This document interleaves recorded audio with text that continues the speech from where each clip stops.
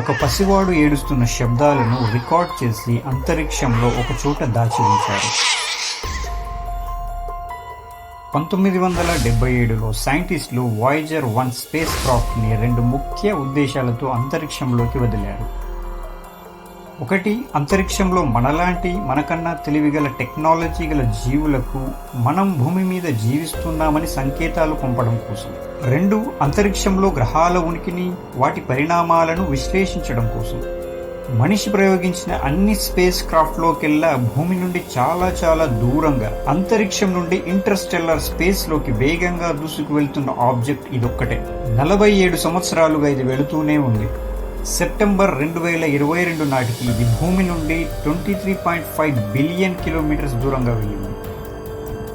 ఏ కారణం చేతైనా భూమి నామరూపం లేకుండా పోయినా మనిషి రూపొందించిన ఈ వాయేజర్ 1 స్పేస్ క్రాఫ్ట్ ఎప్పటికీ మనిషి గుర్తుగా అంతరిక్షంలో ప్రయాణిస్తూనే ఉంటుంది. ఇతర గ్రహాల మీద ఏలియన్స్ ఉండే అవకాశం ఉందని భావించే పరిశోధకుల ప్రకారం ఏలియన్స్ ఈ స్పేస్ క్రాఫ్ట్ ని గుర్తించే అవకాశం ఉంది. ఈ వాయేజర్ 1లో 11 సైంటిఫిక్ ఇన్స్ట్రుమెంట్స్, చాలా కెమెరాస్ అండ్ స్పెక్ట్రోమీటర్స్ అంతరిక్షంలోని గ్రహాలను విశ్లేషణ చేయడానికి నిర్మించబడ్డాయి. వాయేజర్ 1లో రూపొందించిన అన్నిటికన్నా అద్భుతమైన నిర్మాణం గోల్డెన్ ఫోనోగ్రాఫ్ రికార్డ్.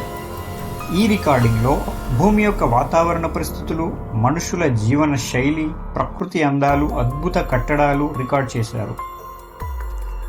అలాగే ప్రముఖ వాయిద్య సంగీతములు, సముద్రపు అలల శబ్దాలు, ఒక పసివాడు ఏడుస్తున్న శబ్దము, కొందరు మనుషుల ముఖ చిత్రాలు, మనుషులతో పెంపుడు జంతువులు, వేల్స్ యొక్క అరుపులు రికార్డ్ చేశారు.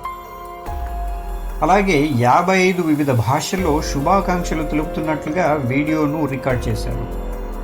ఏలియన్స్ వీటిని చూసినప్పుడు వారిలాగే అంతరిక్షంలో ఏదో ఒక ఇతర గ్రహం పైన మనుషుల వంటి జీవులు జీవిస్తున్నారని తెలియజేయడానికి ఇలా చేయడం జరిగింది.